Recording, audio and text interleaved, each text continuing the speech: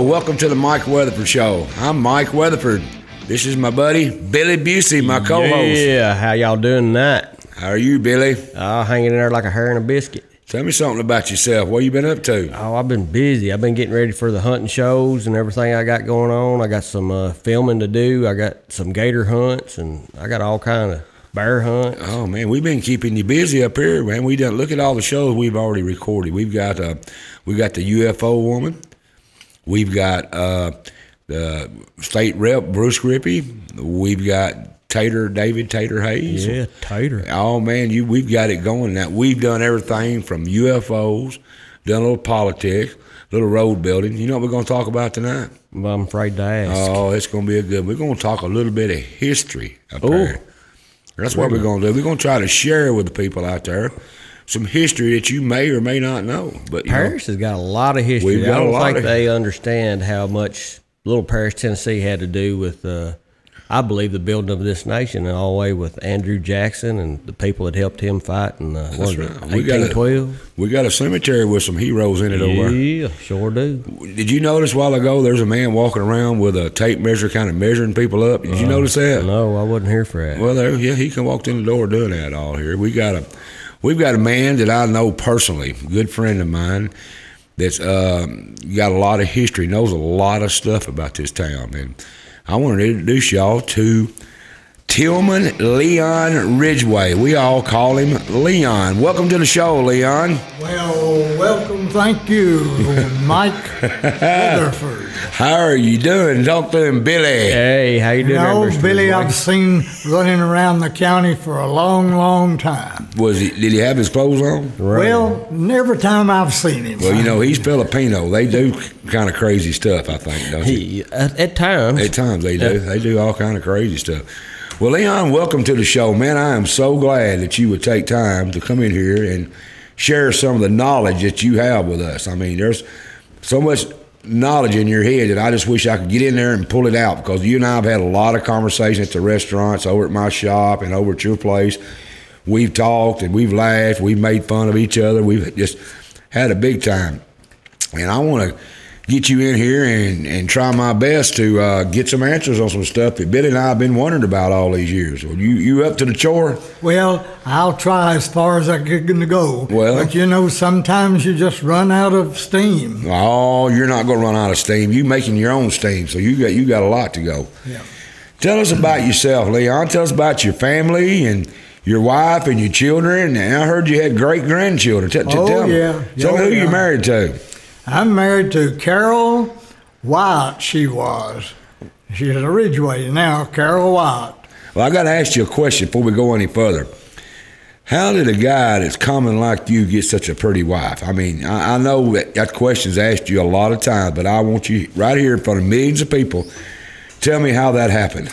Well, you just got to know them, and you got sweet talk, and you can do all those things.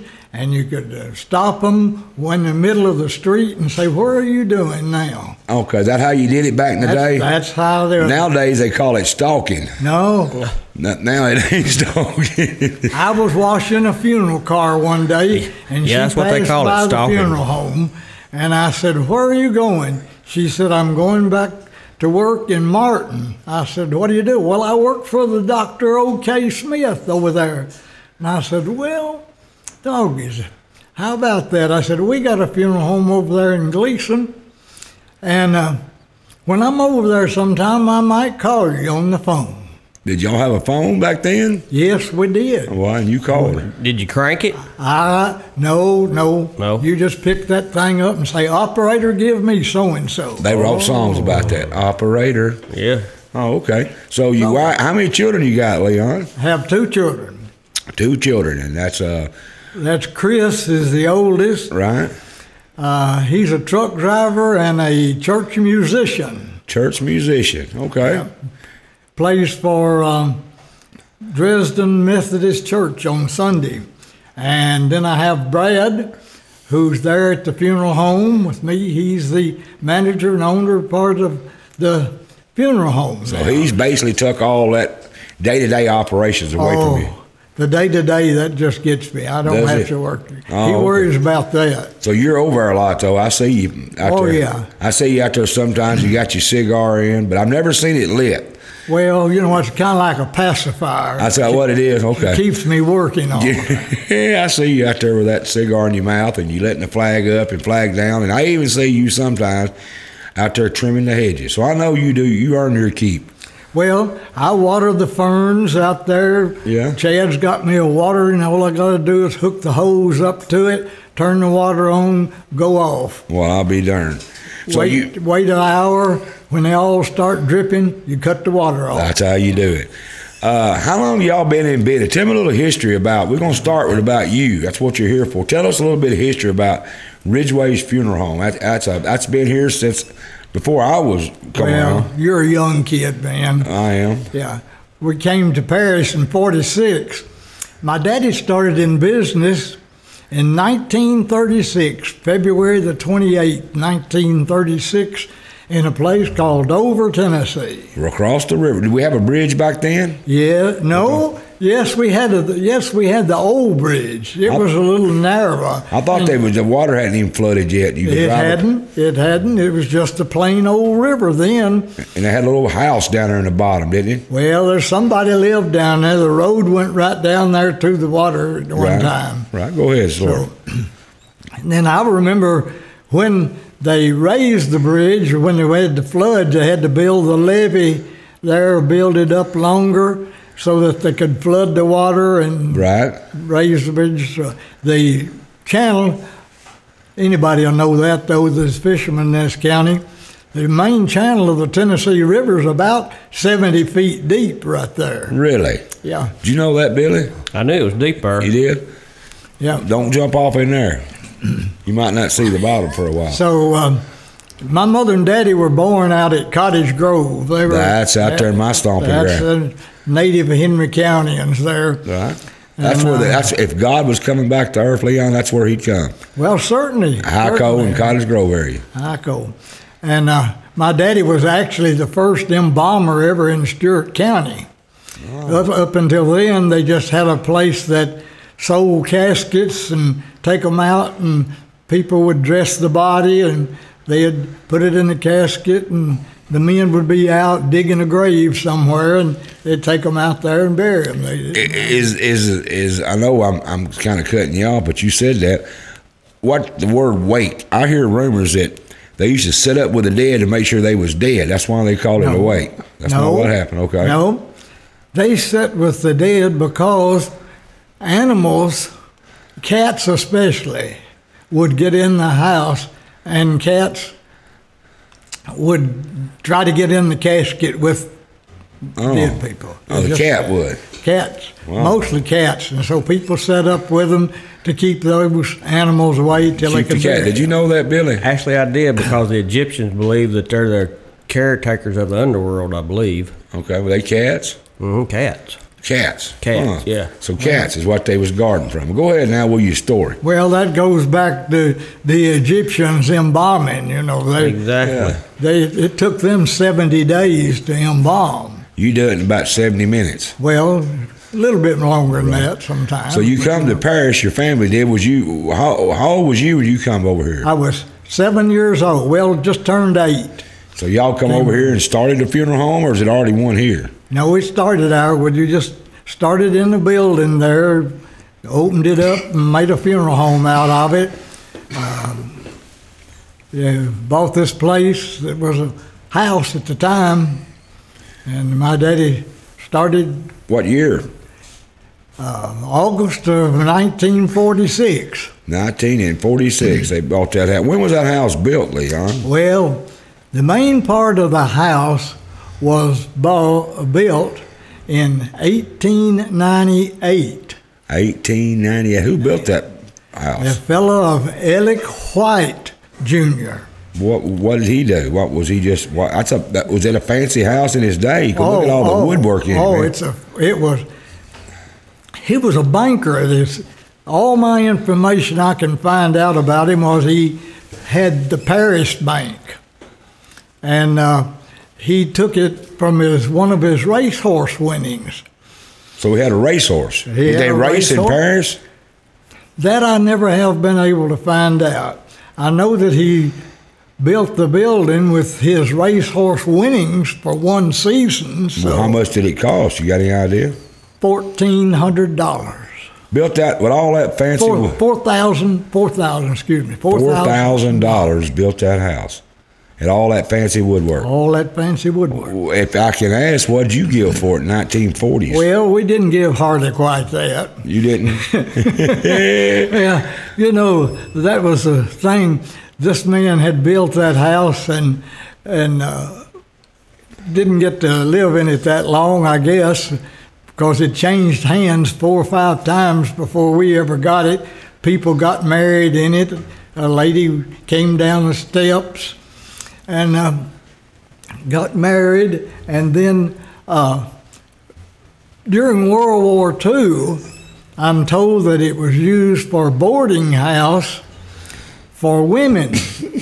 And there was a lady there by the name, all I can track it back to is her name was Mrs. Smith. In talking to several people, Ms. Linville out here in Henry County, she came in, she said, I slept right over there in that corner. These girls would come in there for 2 weeks, and she would teach them secretarial skills and things like that. This was before World War II. And they would go out to work. And another crew would come in 2 weeks. Had a lady from down in Jackson one time tell me she slept sewing the place. And I tracked it back to, they said that she had a son that was a doctor. Well, I remember when we came here in 46, there was a doctor by J. Ray Smith. He and a fellow by the name of Dr. Ike Jones had a little clinic on Dunlap Street. Right. And that's the best I can figure out, that she was his mother. Huh. She was just Ms. Smith. But several of those girls. But now that building is built out of yellow poplar. You don't see much of that anymore. Do you know who the Carpenters was? Yes. There was a fellow by the name of Mansell McVeigh, and it was M-C, capital V-A-Y. McVeigh. They all buried in Maplewood Cemetery up there. Okay. He was the head carpenter on it. I wonder how long it took them to build that house. Now that I don't have any idea. You wasn't you wasn't paying attention back then. Oh, not then. No, I wasn't. Now tell me a little history about the man that built the house. Wasn't he a banker, you said a while ago? Yes, he was a banker. But he was also an outlaw. Well, not hardly. There's stories written and they're recorded in the historical library up there. Listen to this, Billy. About some confrontations that some of them had. Now, he killed a fellow by the name of Porter. The man that built your house, the banker. I'm going to get my story straight. Right. The banker that built the house that you made into the funeral home was a banker, and he killed a man, last name Porter, here in Paris, downtown Paris. On the Court Square. Now, did he give an hour to draw a crowd, you reckon? Well, there had been some confrontations, according to the stories.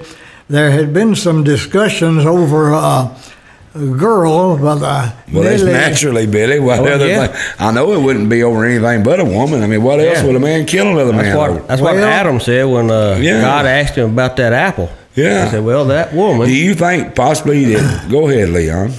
Well, the confrontations just kind of boiled over into the Porters and the Whites. They weren't getting very along. Of course, the Porter boys was kin to a governor.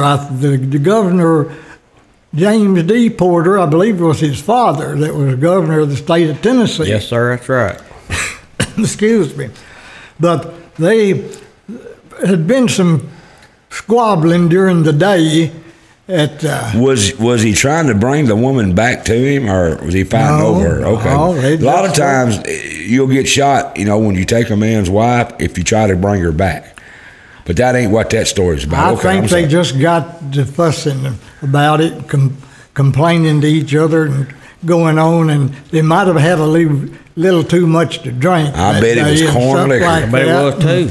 But it just ended into one pulling the pistol and another one pulling the pistol, and the shots were fired. And wasn't it a duel? Was it a duel? Well, that's what they called it. Yeah, the duel. Yeah, they dueled right there on the court square. Right there on the court square. They put their backs together, and somebody called out. Somebody was their second, and they started 1, 2, 3, fire. Well, now, I wasn't there. Oh, you wasn't there? I just have the facts to know that the guns were fired. And one of them got shot. And the Porter guy got killed. Killed him right then. Right then. And so they tried Ellick White for the murder, so to speak. The guy that built your place shot the other guy that was kin to the governor of Tennessee here in Paris. And they tried him, and he was found not guilty. Of what reason? Said he didn't kill him. He said he didn't kill him. Yeah. Well, so what do you do? Now that's how it's recorded. Well, you would think the governor would have more pull than the banker. Well, that was 1893. So that's a long time ago. That's a long time ago. So what happened after that? You got any historical facts on where did he get the woman? No, there was no recording of that. I don't know. They said that the builder of our house wasn't the marrying kind. It's just that I guess he had. I can understand that. If you got to shoot to get one, I guess a lot of men wouldn't be the marrying kind or get shot for getting one. I mean, that's just common knowledge. I guess you just loaned money and went to horse racing. Horse racing and built big houses. Now, a lady came here to see me last summer that was Ellick White's great niece. That's the guy that built your house. Yep, Ellick White Jr. She came, she was his great niece. Right. And she came, and she had never been in the building. But she brought me a picture of Mr. Ellick White. And he was a very dapper-looking fellow. Was he a dapper? Dapper Dan? Yes, Dapper Dan? He dressed well, had both eyes, for that time he was right up pretty. So, like they used to say back then, he's kind of pretty. Yeah, after he shot that fella, did he stick around here, or did he move on? No, he stayed here. He stayed here? They actually got that painted in the alley of the shooting. That's right. In downtown to memorialize it or whatever. That's right. They sure did. The house is built, as I told you, built out of yellow poplar. And yellow poplar, I found out that it's a very light wood, and termites will not eat yellow poplar. So you don't have no termite issue? We never had any termite issue. What does dead ringer mean in a funeral home? I'm not sure I know what that... I don't either. That's what I was told to ask. What about Saved by the Bell? Is that some kind of funeral home business? That's a TV show. Oh, yes. Way back yonder years ago, they when they buried people, there was a pipe, just like a drain pipe in the house. So if they buried a bell hooked to it with a rope. And had a bell up on the top of it, and a rope was placed in the deceased hands, so that if they weren't dead, they could pull that rope and ring that little bell on people passing the cemetery. Back in the day, they buried a bunch of people alive. Probably did. If I go by a graveyard and there's some bell ringing going on, I ain't going to go in and do no saving. I'm getting out of there. Or some of them have been pulling them in the carriage, they in the coffin, and they hear them back there knocking on it, wanting out. Well, yeah, I want out. Me too. Well, I don't... That's something that you don't even talk about, is it? No, that was way back for my time. Wow. What did the funeral cost back in your early days? What did it cost to get a man dressed up, get him ready, the whole cost? What did it cost back in the early 40s? $300 to $400 to bury somebody, and it's up there about $8,000 to $9,000 now. Yes. It hasn't gone up Now, a lot comparably. Bear in mind that the community did a lot. The community would go out, 8 or 10 men would go out and dig the grave. Well, we didn't have the Milam. What was his man that dug it by hand? Jerry Milam. Jerry Milam dug a lot of graves by hand. A lot of graves. And it was just as slick as a bell, wasn't it? Oh, smooth sides and everything, yes. Well, your whole family is not all of them are into the funeral home business. Well, You've got the main family, just my son Brad's there. But you got brothers? Well, my brothers tried it for a while, but he liked to politic a little bit. He said the business is just dead, didn't he? Well, he liked to politic. So your brother was Don Ridgeway. At one time, he was our state representative. I remember that. Yeah, he was just like what Bruce was in here the other day. He's like what Bruce did. What year was that? You remember? Went in there about 1983 or 86. Served 18 years. A long time. Did a lot of good for Henry County and his counties. He was majority caucus chairman for several years and everything. And now did a good job. Now his son, which is your nephew, is the Henry County mayor. Yeah, that's exactly right. John Penn. John Penn Ridgeway is Leon's nephew. So the Ridgeway family and their traditions run deep around here. I mean, it goes real deep. I mean, it does. No wonder it takes so long to build a road. He was in there 18 years? Yeah. 18 years. Gracious. Why didn't you get into politics? Well, I'd rather be in the back room politicking. Oh, yeah, we do a lot of that. I've had friends up there. All the sergeant at arms knew who I was. Everybody knows who Tillman Leon Ridgeway. Well, Ridgeway's a well-known name. It is a well-known name. And but all the years of you being in the business you done, and your family being in politics, and you decided to stay in the family. How long have you been into the funeral directing business? I've been licensed 63 years. 63. Billy, that's a year younger than you are, ain't it? About that. You about 63? Yeah, yes, that's what I thought. That's a long time, Leon. Yes, and you're still up there in it a little bit. Oh, yes. 63 years. What kind of ghosts you see up there? You had any kind of crazy stuff going on up there? I've never had any of that. None of stuff that people. Well, we got popping and clicking, or no popping, clicking. Nobody getting up, walking away. My dad tells a funny story. My dad told me back when he was a kid, he was raised up there in Kentucky, up there where they flooded all that and run them out of there, like rats. They flooded all that up there. And he said back in the day they had wakes at home. Everybody put them on display at their house up there in Kentucky. And Dad said that one guy had him in his casket, and they had chains on him, to kind of hold him down. I don't guess they embalmed him. And Dad said that some mean kids got a pear out of a pear tree, took a bite out of it, slipped in there while that man that was watching them was asleep, and put that pear in that guy's hands with that bite gone out of it. Dad said the next morning when people started coming in, they was jumping out windows and running because that man supposedly dead had a pear in his hand with a bite took out of it. So, they was wondering what was going on. I never had any of those kind of. Well, good thing that you kept the doors locked because Billy Busey would have done that. No, I wouldn't. I've been waiting on the fried chicken, though, because when people die around here, they bring food. Food, that's right. We feed them. We do a lot of feeding. But so your whole family being in the politics, what have you seen change in the politics of Henry County since in your days? Well, back in the day, do you remember when it took pints of whiskey when it was a dry county? My father used to tell me stories of that. It took whiskey to get you elected. Do you remember any of them stories? Well, it kind of seems like there might be some truth in those stories. Well, sure it is. See, the statute of limitations run out. We were. Them grow on chickens. Yeah.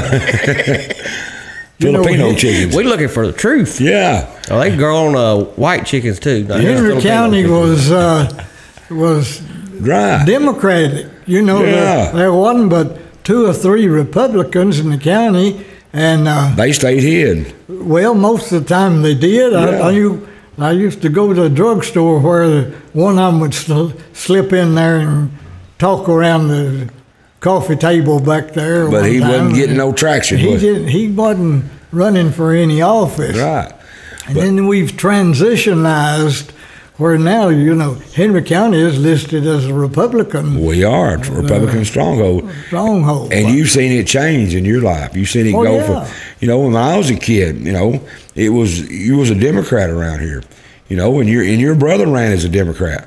But, and he was a good one, good guy, but I don't know what's happened to the politics in the county, but it sure has changed. But my dad told me back in the day that, we was a dry county, and when you trying to get somebody elected, you just got you some little pints of whiskey and went up there and staggered them up there to the voting booth and got a voting and give them a pint of whiskey and pat them on the back. Well, I've heard the story about a fellow named Mr. Alf McGehee. He would help people vote, That's right. People that couldn't read, they'd come in and he'd go over the ballot he'd say, well, I don't like him. He'd say, well, let's just X him out. There you go. That X is what you want to do right there. Yeah, so, there's stories that go around. That is, it is. Probably true. I imagine a lot of it's true. I think there was a lot of Xing out going on this year. Yeah. Leon, you know where my shop is across from your place over there? Down the road, we had the Dumas Inn. I remember that when I went over there in 1987, which is not long ago in the scope of your life. But I remember when Keith Martin had the SO station. I remember Dumas Inn. I remember all that stuff around there. What was right where I am now, where Mike's Mufflers is it right now? What do you remember being there when you was over there? When you were back in those days, before you were there, a long time, there was a family lived on that corner by the name of Snow, S-N-O-W. There's still one of them living, Tommy Snow. Right. Lives over at Paducah now. He's a great hunter. All the Snow were brick masons. Okay. And loved to hunt. And you could go by there and old Tommy'd be in there tearing up the piano. He could play the heck out of it. In his house, where my shop is. In the house. Then next door was the Horner house. Where the parking lot is. Where's your part of your parking lot there. And Dr. Ray moved in there and bought all that property and tore it down and built that station. Wonder what year my place was built. It's in the early 50s. Late 40s? Okay. Now, there was another station right across from me on Brewer Street on the corner. I think a McFarland man run that at one time. Yes, that was a McFarland. He was an American Oil. Right. I don't think he changed much oil. Didn't have a real lucrative business there. And then where Keith Martin was, did they build that station there? Or was that used to be a house right there, right across in front of you? No, that where Keith Martin was built by the Standard Oil Company, SO. Right. They had a old adobe-looking building, had a carport run under there, and the grease rack was outside, and the wash rack was outside. And they tore that down and built this building that was after done about the same. Well, that was done after Ball and Solomon moved to the big one where you are. That's right. Now, right next to that one house, that one Keith Martin on Dunlap, we're going on down. It says it's the oldest house in the city of Paris, correct? Yes. The old Coram building. When was that built? Well, I'd have to go over there. I don't remember the date. I know that my music teacher was May Coram. Okay. She was. She lived in half of it, and she rented out a little half of it. And she says it's one of the, if not the oldest house in Paris. Now, that's what they got a plaque on it. They got a little plaque on there. The Dumas Inn. I watched them tear that down. That was I reckon that was the railroad was predominantly back in Paris in the days, and people get off the railroad, they go over to the what's that other one down there? Greystone, and they go up there to the Dumas Inn. Is that true? Then you go, there used to be another one called the Cowell Hotel. Where was that at? That was right where Security Bank is. Oh, okay. A lot of hotels. When you talking about building houses, I thought that Mr. Caldwell you was talking about, I thought he may have been the one that done it, because he's a big-time carpenter here way back then.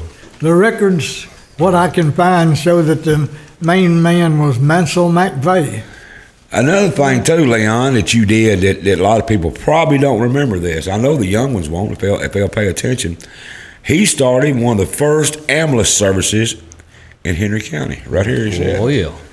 What year did you start that, Leon? Well, you know, we didn't actually start it. It kind of came because we had a thing that would haul people. You had a hearse. Hearse. Yeah, that's what they call them, hearse. They called them combinations then. Hearse and ambulance. Ambulance. People would come in and say, if you're not busy such and such a day, could you come get Aunt Mary and take her up to the doctor's office or something? So it just started little things like that. Then it grew into where we were being called for all sicknesses and everything. So it turned into an ambulance. I had the first ambulance. It did nothing else but ambulance work. Well, I'll tell you, when I was a kid, you know where the Take Me Back restaurant is? Those railroad tracks there, I'd ride my bicycle up there. Had to be in the 60s. And I used to see you come. What color was that ambulance? It was silver with a red stripe. That's what I thought. I remember the red part. And here you'd come, and that pig squealer on top of squealing, you hit them railroad track and just slide across top of them. You was headed out. So did you? Was you a paramedic? Well, there wasn't such a thing then. What was you? I had first aid. I was a certified first aid instructor. Okay. I knew about breathing and stopping the bleeding and all of those. So if somebody had a bad car wreck out here on the highway, and you'd run out there and put him on that gurney and put him in the back of that, and here you squall them back to the hospital, right? Well, that's what the idea was. Did you deliver babies? Well, I delivered my first baby the year I was at Union University working for another funeral home. How do you deliver babies in a funeral? What was that deal about? I was on an ambulance. I thought he meant somebody come in there and they wasn't dead and had a baby or something. No. I was working ambulance for this Smith Funeral Home down there. And so being a young man on the totem pole, I couldn't drive. I had to ride in the back. And if you had a baby coming, you had to take care of it. So you delivered babies. Look at that. Leon, he's not the doctor, but he'll doctor till the doctor comes. Yeah, that's right. He'll doctor you up. He stayed in the Super 8 one time. That's where I come from. But so what about anything they called ambulance for? Leon went. And how many hospitals we have back then? Well, we just had 2 when we first started, but we had one old Mac Swain. That's right. Who's on Dunlap Street. Did you holler back there and ask them which hospital they wanted to go to? Oh, yeah, you asked that for it. And then you had, it was called Noble's Hospital. Noble's Clinic. Became Ray Clinic. Ray Hospital. Noble's Hospital is what it was. So they be waiting on you. Did you have radios to tell them you was on the way? Oh, no, man. Well, how do they know you was on the way with somebody been shot up or something? Well, when they heard the siren? Yeah. Suit can and a long string.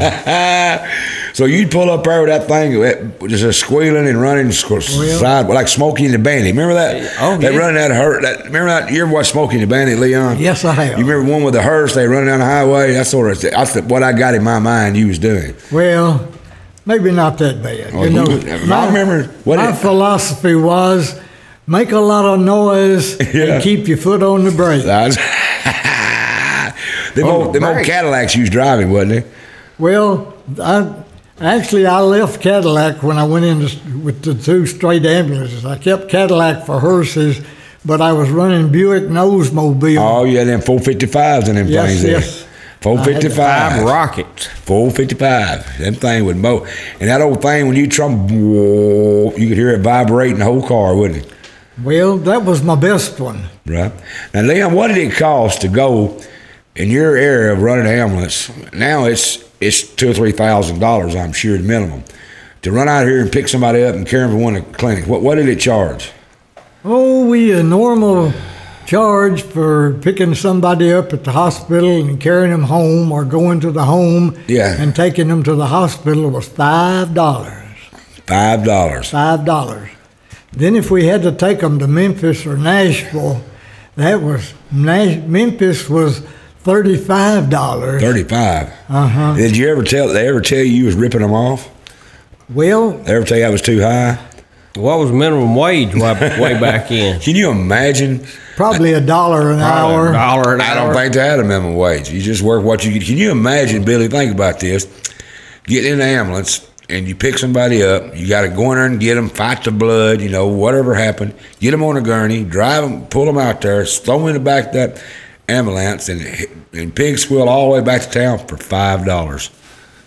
Well, no, that emergency run like that would be $15. Oh, $15. Now I understand. $15 for an emergency. Leon, anybody still owe you didn't pay you?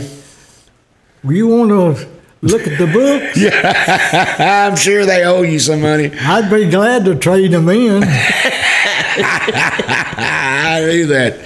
$15, but that was a lot of money back then, wasn't it? Well, you know, people coming through your county have wrecks, and you carry them in the hospital, and they get better, and they move back to Chicago or back to New Orleans. Yeah. You know. Yeah, I've got some books I'd like to collect on, too. I'm going to, Billy, you Filipino, y'all run any kind of rackets or anything? Oh, several. Well, me and Leon might want to talk to you after the show. We like chicken fighting. Okay, we might get y'all to do some chicken fighting for us. Yeah. Yeah, okay.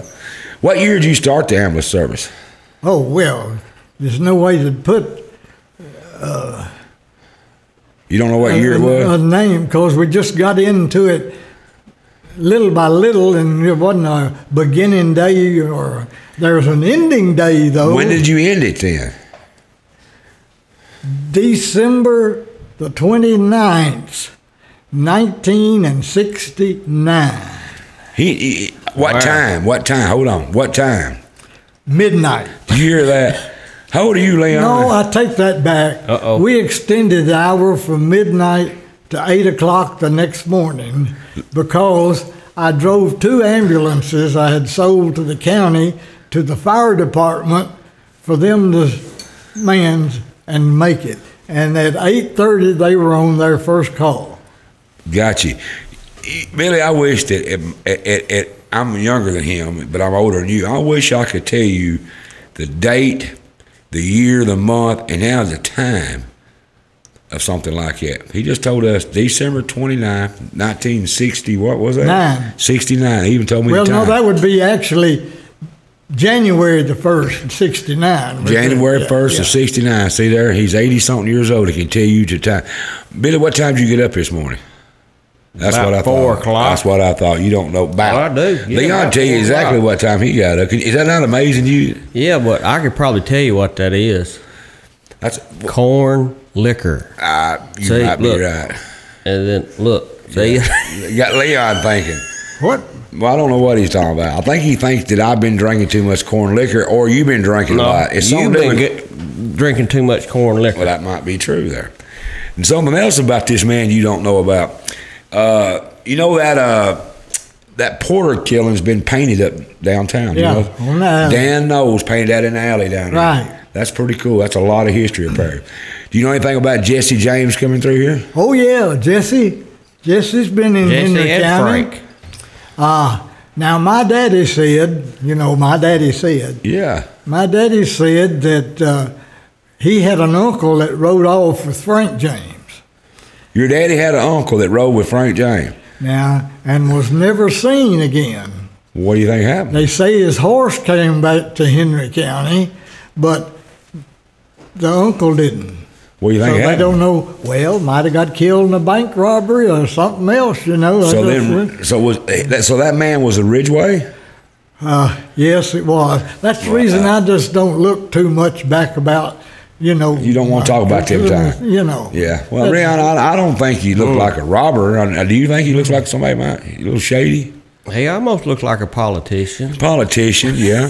And kind of a gangster. Got his suspenders on. You know that Frank James's wife is buried in Henry County. Yes, sir. I didn't know that. Yeah. Did you know that, Bill? I did know Frank James, the outlaw. And he ain't too far, or she ain't too far from you, I believe. Let me see. She's down in the Jones's Mill. That's it. Okay, that's where I live at, down in Hyco. Down that road. I know where I could take you to. So Frank James' wife is buried. You turn right there, and head toward North Fork Church. I know what you're talking about. You cross the first culvert in the road. There's a culvert, and then there's a house up there, and it has a driveway right beside of it. The driveway doesn't stay two cut, but you can go up it. You turn up that driveway and go behind that house, and up on that hill behind that house is a little family cemetery called the Jones Cemetery. Gotcha. And Frank James's wife is buried in the northwest corner. Why? She died of the consumption. Now, don't ask me what the consumption. It could have been TB. It could have been... Well, you know what I was always scared of growing up? You probably heard this. Ptomaine poisoning. You ever heard of that, Billy? You heard of that, Leon? Ptomaine. Yeah. I don't know what it was, but I was scared to death of that. Ptomaine, that sounds like food. No, but I don't know. My mama said, get that out of your mouth, you'll get ptomaine poisoning. I was scared to death of it, but I never knew nobody that had it, never know nobody died from it, but I was scared to death of it. It's metal poisoning. Is it? Yeah. Oh, I didn't know what it was. Yeah. Who else is... I know some history about Frank James. What do you know? Well, see... My daddy and all the Busey was over there in Blood River Bottom. That Busey sounds like a gangster name. Well, yeah, French, I believe. Yeah, so anyway, Daddy told me of a story that Frank James come through here, stayed at this woman's house. When he got up in the morning, she was cooking breakfast, but she was crying. Frank went in there, asked her what was wrong, why she was crying, this and that. She said, because bankers fixed to come and foreclose on my house.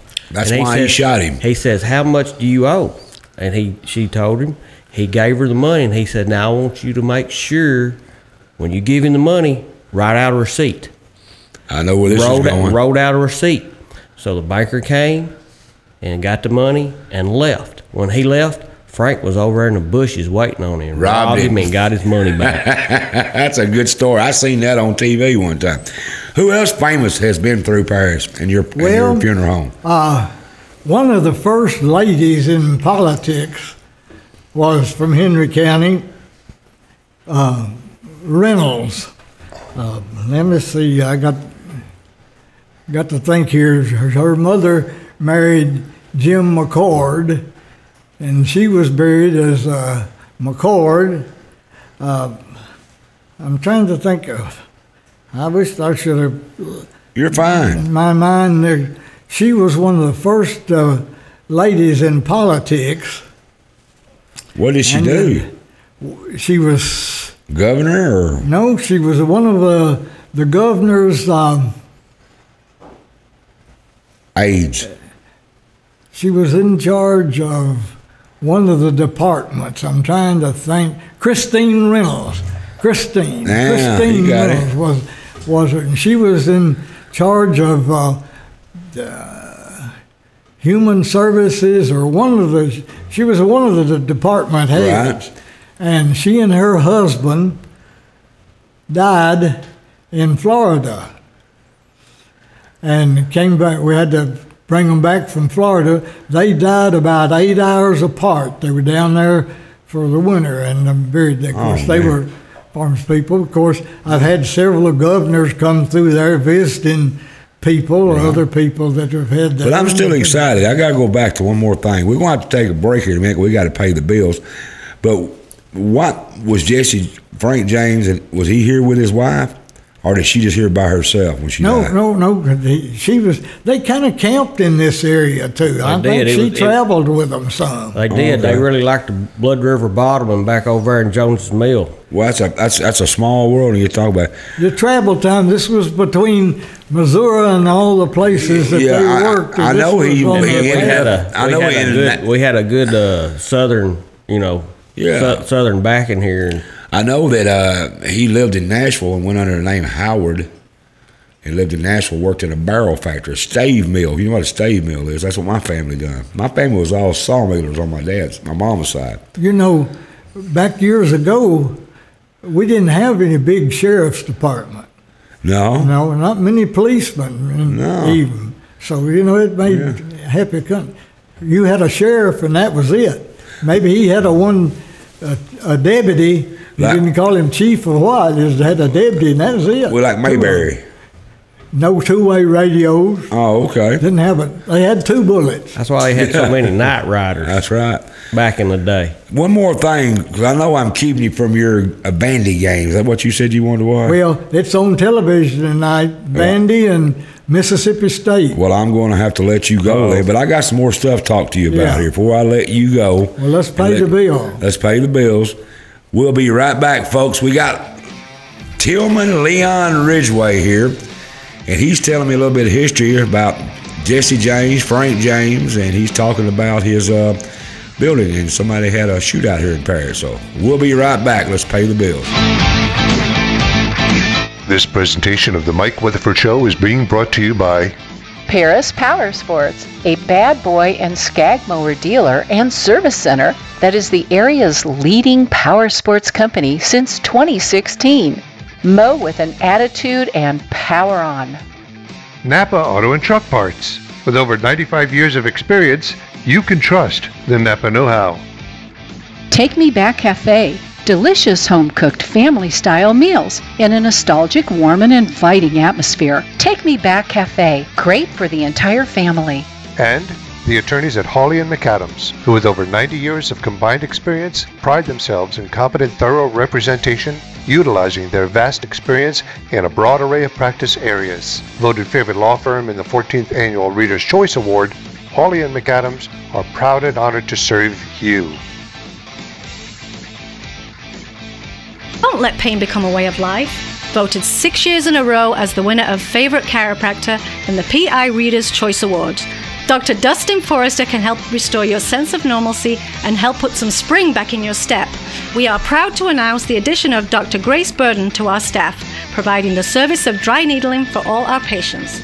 Call our office at 731-644-9000 to schedule your appointment today, and you could be another one of our many happy and satisfied customers. The decision to buy or sell a home can be a difficult one, and it's important to have someone you can trust during that process. Landmark Realty is that someone, committed to serving you and to building solid, long-lasting relationships. Our experienced real estate agents with established professional networks work hard to help you find your perfect dream home. Browse our wide variety of homes at landmarkrealtytn.com or stop in at either of our 2 locations in Camden or Paris. Don't live in the past. Let Landmark move you into your future. Whether it's real estate, business, criminal, or family law, civil litigation, estate planning, or even personal injury, attorneys Andy Clark, and Chad Cox of Clark & Cox PLLC provide the experience and trusted representation that you're looking for. A long-standing Paris PI Reader's Choice favorite.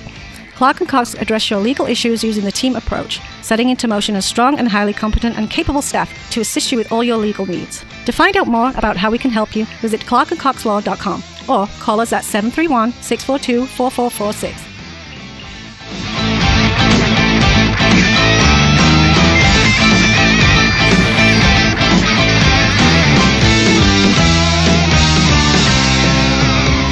Welcome back to the Mike Weatherford Show. I'm Mike Weatherford.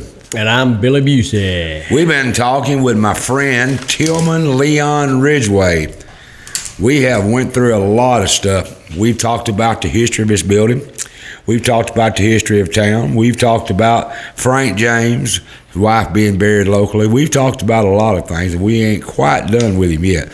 I know he's wanting to go. He's got a ball game he's wanting to watch on TV, but I think you'll give me a few more minutes, right? Oh, sure. Okay, you got a recorder now. You can do that.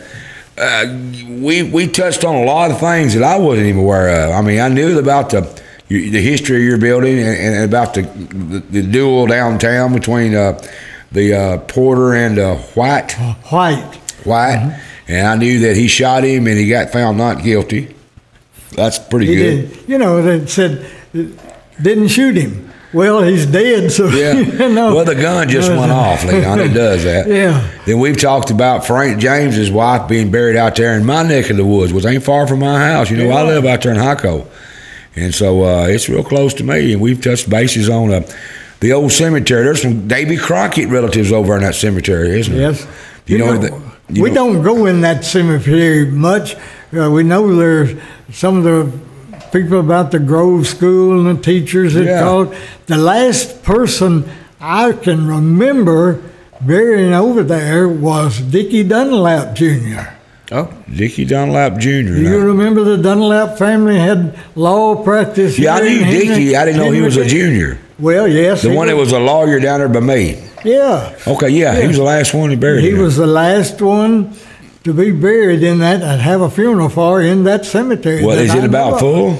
Well, yes, basically it is. It's full, but there's probably spots there that somebody owned and never buried. You always find something like that. Yeah, put him over there like we're going to build him. He's going to prop him up against the fence post when you die. We just put him over there. But Davy Crockett's got some family in there, doesn't he? Got some family. All the Crockett family that live around here can kind of tell you about who's kin and some of the school teachers and all that sort of stuff. Don't we have what my daddy used to call a Potter Cemetery down there at Maplewood? What's that called? Well, down at Maplewood, we got the way far south end. Is that where you bury folks like me that ain't got no money?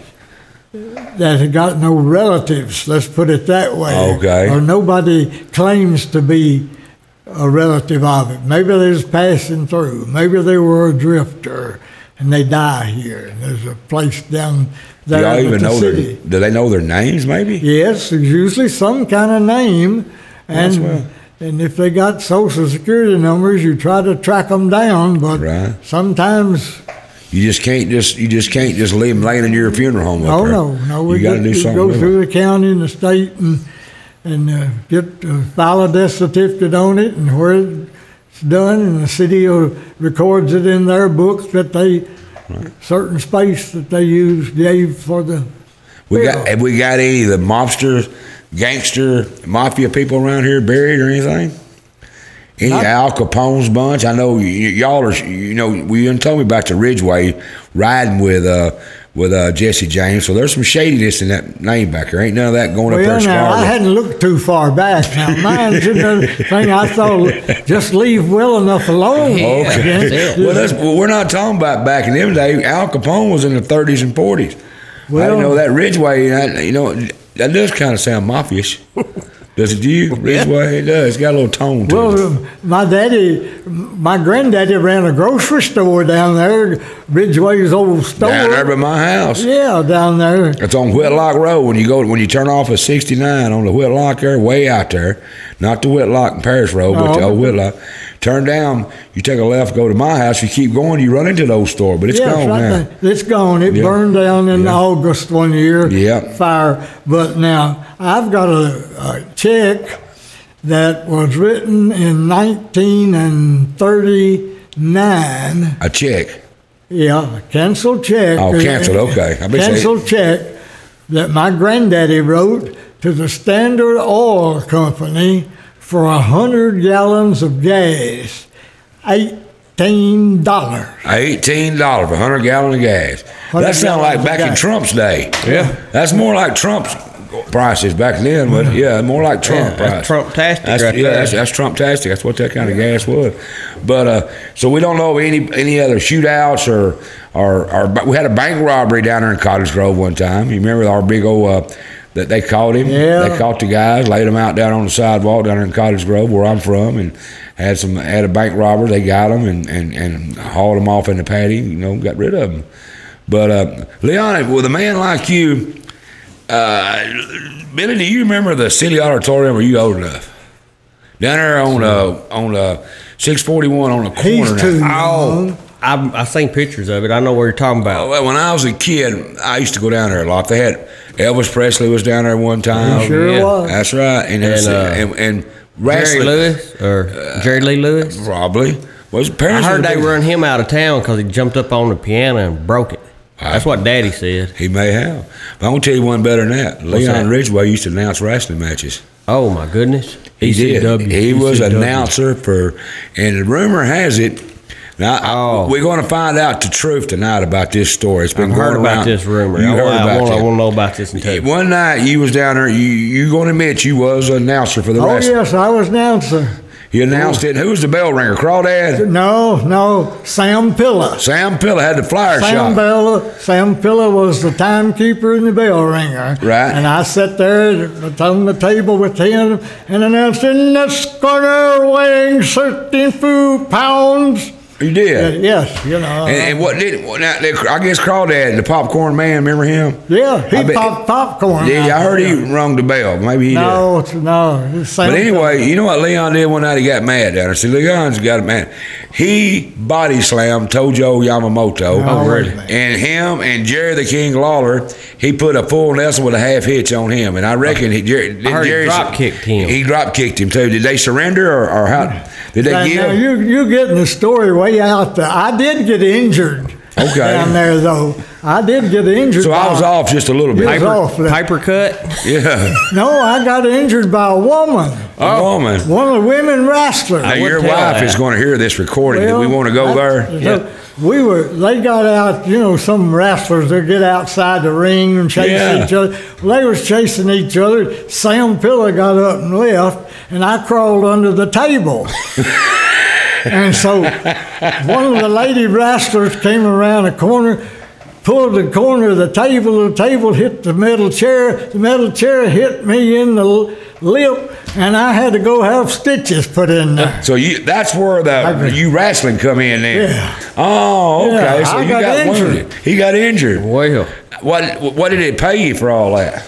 Well, we did it for the Shrine Club. I donated my time. Did your own ambulance service come and get you? Oh, no. I just took myself to the hospital. Did you go in the ambulance? No, I just drove. You should have turned that pig I splitter didn't off. have $5 today. Well, you could have charged it. You said some of them did. But so that rumor about you body slamming, do you remember Tojo Yamamoto? Oh, remember Wooden? You ever heard of him, Billy? I've heard of him. He I come saw down here. him in Dallas, Texas. I worked the first aid station when I was in mortuary school in Dallas, Texas. Every Tuesday night, I went to the Sportatorium to work in the first aid station for out there. I had Lou Thez, Rowdy Red Roberts, the Welch brothers. Oh, yeah, Tojo Yamamoto. Tojo Yamamoto. You had Jerry the King Lawler. You had Jackie Fargo and Roughhouse Fargo. We had them all out there. They'd all come to Paris. But that was back, and it would be so hot. There was no air conditioning. Raise them old windows in there. It'd be, 150 degrees in there? And just be standing room only on it. I think it was Friday night, wasn't it? Well, we first tried it on Friday night for the first 2 weeks. Right. And after that, people ran out of money and couldn't come back. Or we just did it 2 nights a week. 2 nights a week. Friday and Saturday. 2 nights a month. 2 nights a month. Well, I remember coming down there all the time, and all the big stars. And we always had a lot of, I don't know what you call them, but people that were just crazy in hell around here. Just them Buseys and Weatherfords who I'm talking about. And it sounded like some of them Ridgeways back in the day after hearing all this. But one day, you may remember this, Tojo was wrestling. Remember, he wore those wooden shoes. Wooden shoes. And somebody reached up there and stole his shoe. One of the locals did, and Tojo seen that, and they got after him. You remember that? I used to know the guy's name. I can't recall it. He run out the door, and the police come and got him, made him bring that shoe back. He wore wooden shoes. Billy, that was back in the day. I know you don't quite understand that, but it was the Japanese. On those platforms. Yeah, they had a piece of wood turned this way with 2 2x4s like that, and he had like sandal, like flip flop, wooden flip flop. That's a Japanese thing. Yeah, that's a Japanese flip flop. Yeah, I figured you know something about that. No, I'm Filipino. They don't. I don't Filipino. The Japanese don't like us either. What, y'all didn't wear them kind of shoes? Huh? Who does like y'all? Well, that's what I thought. Did you see that? Well, Spain did. They turned us into slaves. You did? Yeah. Filipinos. Yeah, you remember what is the Spanish Armada? Yeah. Well, they used all the Filipinos to be little slaves on there, and roll the boat. It wasn't none big old sails back then. Okay. Well, it wasn't no rowing the boat. You think about the Greeks, I think. Have you ever been over there, see your homeland? Well, real little. You got family over there? Oh, I got bunches of them. I bet you do. You don't go over. You know what they say about that, don't you? Well, here's something you don't understand. Like cockroaches. Yeah, I've heard that too. Yeah. That's the way them Weatherford breed. But the Miss Universe that was the Filipino girl? Yeah. Morocco? Yeah. She's my cousin. Your cousin? Yes, sir. Jesus Christ. That's pretty good. Yeah. We got a boxer, too. So you ever heard of him? So you just ain't Pacquiao? only pretty. Yeah. You just look that way. Yeah. Okay. Well, Leon, what do you think about all that he just told? He told us some history about him. I'm pulling my pants up. I don't want to get too deep. Okay. He doesn't want to get his britches. Yeah. That's the way white folks are around here. Yeah, that's the way we is. But I've really enjoyed you, Leon. I really have. And I hope you felt comfortable, and I hope you enjoyed talking. Anything else you want to enlighten me on? I hope he wants to come back. Yeah, I want you to come back again. I'll have to go sleep a night or two. Yeah. Yeah, yeah, I know, and we're bringing some corn liquor.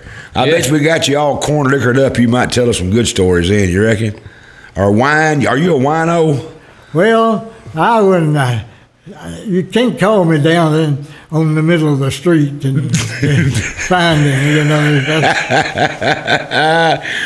Well, Leon, I want to thank you for coming in and putting yourself through this with me and Billy Busey. And I want to thank you. I enjoyed it. I really enjoyed it. It's a personal thank you from me because I've always admired you, and I always, for years, we've been neighbors, and I've always hemmed you up and talked to you, and we always told me stories, and I sat down with you. I told you one day, I said, I'm going to get all that out of your head one day, and I'm going to make either a book or write it down, but it just worked out to where I could get you on here and let other people see what I see in you, which is a lot of history, a lot of comical, and just an all-around good person. And I got one more rumor I'm wanting to ask. And we're just lucky to have you. What's that? Well, you said you went to mortuary school, right? So yes. You've got to drain the blood and all that stuff out of folks, right? Is that right? Well, that's not the whole ethics. That's the part of embalming. Yeah. And replace it with... You do that, right? Yes. Oh, yeah. I took care of the cadavers for the Baylor Medical School while I was in Dallas. The cadavers, really? They use bodies to experiment on and to trace out nerves, dentists, You've seen it all. Where all the nerves go and everything. I prepared the bodies for I think he likes death. Somebody mortuary school. Somebody throws up, I'm sick, I got to go, I look at some puke, and you can do all of that, don't bother you, does it? No, it's just natural, ain't it? How many people you think that you've buried in your career? All of them. Well, I hope he buried them. What kind of question is that? I think the number of people. Let me rephrase that from a Filipino buddy over here. My parent. I think my daughter-in-law would probably be able to tell you that in a short while because she is going all the way back and putting all the records into computer. So we have all death certificates, everything into computer, and she's having a count of how many cows we had. All that. Well, so I figured if I said 7 or 8, I'd be. Oh, you're way short. Okay, like 10 or 12. Okay, I was just wondering now. Well, Leon, I want to thank you again, and I hope you've enjoyed it as much as we have because you got a lot of knowledge in you, and we just want to let other people know what we know because, we're lucky to have you. I'm lucky to have you as a friend. I hope you consider me as a friend after this is over. He may not be my friend no more, but you got a lot of knowledge. Everybody knows you, and I think what we've talked about tonight is going to be interesting to some people because there's a lot more. Once you get your nap in, would you come back and let's do some more? Well, I sleep, Yeah, I'll bring some wine. I'll bring some wine. Once in a while. Yeah, I'll bring some wine back. All right, folks, we got Leon. We're going to give his name. His name is Tillman Leon Ridgeway, has been our guest tonight, and hope y'all have enjoyed what we've enjoyed, just talking with him and, and just getting a little bit of history because one day people like that ain't going to be here to share that with us. And Billy, I've enjoyed it, man. Book, yeah, he's a walking history book. I mean, there's a lot of historians around here, but Leon has seen a lot of stuff, and he's done a lot of things, and we need to appreciate that while we can. Did you learn anything? Oh, yes, sir. You did. Well, we done got some good talking in tonight, and we're glad y'all tuning in, and I want you to tune into the next show because you'll never know who we will have here. It could be anybody. It just depends on the guest that Billy lines up for us. Yeah, that's my fault. That's your job. That's it. Take the blame. I like that. Take the blame. All right, folks, tune in next week and let's see who we've got on our show. Thank y'all. Come back and see us. Bye. Y'all have a good one. Bye. This portion of the Mike Weatherford Show was brought to you in part by L.I. Smith & Associates, a full-service engineering and surveying company that combines 40 years of industry expertise with new cutting-edge technology to provide innovative solutions to real-world problems. Headquartered in Paris, the professionals at L.I. Smith & Associates are dedicated to providing high-quality surveying and civil engineering services throughout Henry County and the surrounding region. L.I. Smith & Associates, industry expertise, innovative solutions, and community-focused. 54 Fuel Mart, a great place to eat with friendly staff and some of the best gas prices in town. Stop in for a bite to eat or get treated like family. That's 54 Fuel Mart, 1213A West Wood Street in Paris.